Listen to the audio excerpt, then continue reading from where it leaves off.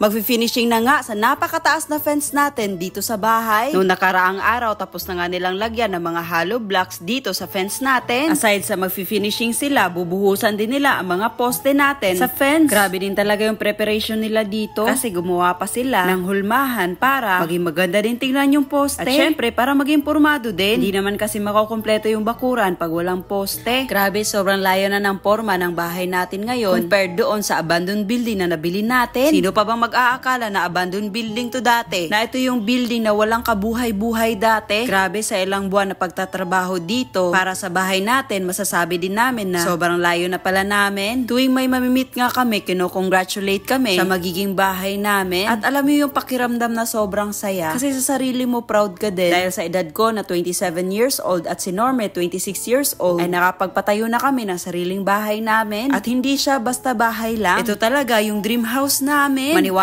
man kayo or hindi, pangarap lang talaga to namin dati. Yung bang nangarap ka pero hindi mo alam kung paano gawin. Hindi mo alam kung matutupad ba or hindi. Hindi mo alam kung ibibigay ba talaga sa'yo. Kaya naman hanggang ngayon parang hindi pa rin kami makapaniwala na pinapagawa na namin yung dream house namin ngayon. Pinabakbak nga nila tong part na to dito kasi parang tong poste na to. Pero yung design ng poste natin para dito sa bahay ay pa-rectangle siya. Pagkatapos nga ng ilang araw sa pagpatuyo ng poste, sinimulan na naman nila yung pag-finishing dito sa ating fence. At grabe, kitang-kita nyo naman kung gaano kakapal yung paglagay nila para sa pag-finishing dito. Grabe talaga dahil sa semento na nagamit natin dito sa buong bahay. Yung budget para doon ay parang nag-times 3 nga. As of now nga, ang total na nagastos natin sa semento lang mismo ay nasa 388,512. Sa semento pa lang para makapagpagawa na tayo ng another bahay. Huy! Ito talaga ang isa sa dahilan kung bakit hindi talaga namin pinili ni Norme nung mga nakaraang taon na mapagawa na talaga ng bahay. Dahil nga nung mga taon na yun, wala pa kaming eksaktong ipon. Kahit nga ngayon na nakapag-ipon kami para sa bahay, yung ipon na yun kulang pa para matapos to dito. Paano pa kaya kung pinilit namin that time? Siguro mas mahihirapan talaga kami. Nung sumunod na araw nga, dito na naman sila sa kabilang side sa pag-finishing dito sa fence natin. Grabe talaga yung pag-demolish nila sa bahay ba. Parang flash lang, sobrang bilis. Sobrang bilis isipin kasi hindi naman natin nabidyohan lahat eh.